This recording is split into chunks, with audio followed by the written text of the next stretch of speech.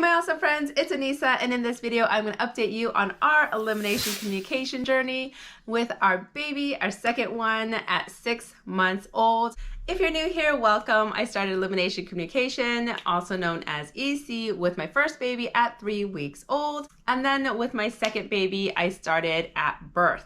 Give this video a like if you want more progress videos on how it's going with our elimination communication journey. Comment below how often you want me to do an update and what kind of videos you want to see on this topic. At the end of this video, I'm going to share you my potty lag over the course of 3 days, and also I'm going to share you some clips on how we do EC, how we simply potty our baby in different situations. I'll pick up right where we left off from this video, which is when he was 3 months old. So now at 4 months old, we went on a family vacation to go to Maui. You can check that video out right here. And I did EC in the airport, on the plane, and throughout our trip in Maui. Shortly after that vacation, our toddler started school. She's 2.5 years old, and she brought a cold home. She gave it quickly to baby T, who then coughed in my face and gave it to me, the whole house was getting sick. So I didn't do EC very much in April.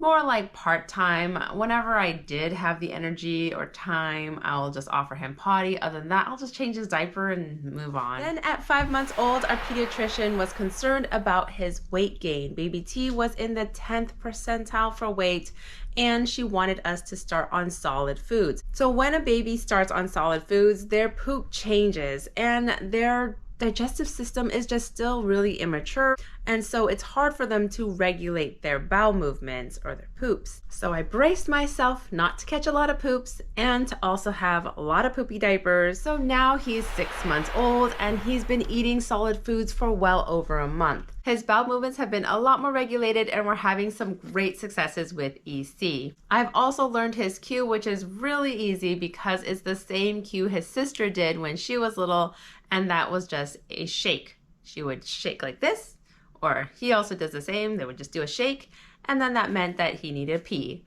And then for poops, usually he would just go from like this playful mood to all of a sudden silence and then grunting. Or if he's farting here and there, that also means a poop is coming. With baby T, I didn't do any diaper free time. So if you are scared to, or if you don't want to do any diaper free time, you don't have to. This is when I offer an opportunity to potty, also known as a pottytunity. First thing when he wakes up, and also after his naps. The next time is after a nursing session or after he's eating. And I say sometimes only because if I have to tend to something else, then I just put him down. In and out of the car seat, and this is usually when we go out. And lastly, it's by cue, just as I talked about earlier, or just honestly like super mommy instincts, I call them. Like when you've taken care of your baby for a while, you'll notice things like, oh, baby's hungry, he's tired. You'll notice these things, and you'll notice that, oh, you know what? I think it needs to poop right now. And you just know by instinct. So super mommy instincts. Now, I don't do a potty log. I'm not tracking my pees and poops. But for the sake of this video, I went ahead and logged 3 days doing elimination communications, and here are the results. I put it in a chart and we'll just talk through it. So I pulled data for 3 days. On average, I offer the potty 8 times a day or do diaper changes. Sometimes I'll just notice his diaper's wet and I'll quickly change it. This really depends on how busy I am and if I have to attend to my toddler. Let's focus on the blue bars. That's the 11th of April on Monday. And this is a day that we went out shopping. When I take my baby out shopping, there's a lot more diaper changes as I'm checking his diaper before I leave the house, offering him potty. And then again, we offer potty when we get to the destination and before leaving the destination. He peed in total 6 times that day and did all his poops in the potty. Now moving on, let's look at the red bar, which is Tuesday. We stayed home and we just did chores that day.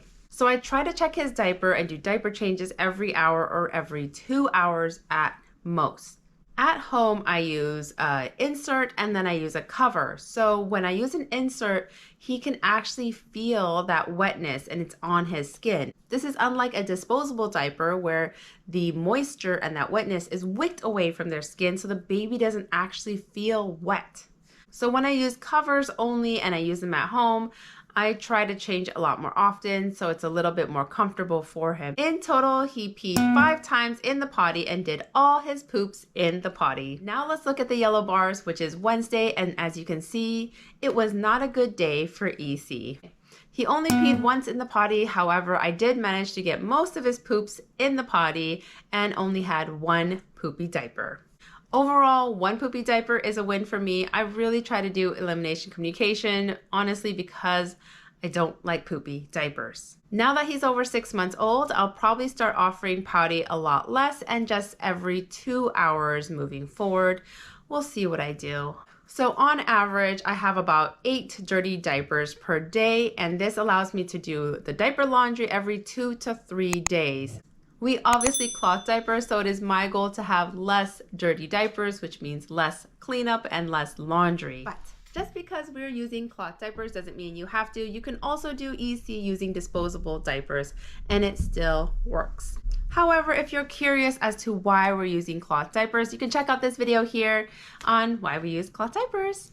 As promised, here are some clips on how I potty my baby in different situations. My favorite potty to use is the baby Bajorn insert. This is just really handy and I use it when I'm on the bed, throughout the house. It's just really convenient. And now that he's big enough, we can start putting him on the small IKEA potty, as you can see here, and his sister just absolutely loves it because now he can sit on the potty with her. If we don't have a potty nearby or just out of convenience, we also just love using the sink. I've also held him over the toilet in our bathroom and public restrooms when we go out. We do EC when we're out and about, and if we don't have a potty, we start getting creative. We have our baby pee on the concrete in the parking lot, on some grass, on some plants, at the park here, at the beach. To me, if a dog can pee there, why can't my baby? Definitely watch the Elimination Communication series on my channel if you're new to the concept of potting your baby. Comment below if you want more videos on Elimination Communication or what kind of videos you want to see. Please consider subscribing if you want to support my channel. It really means a lot to me. Thank you so much for watching, and I'll see you in the next video. Bye!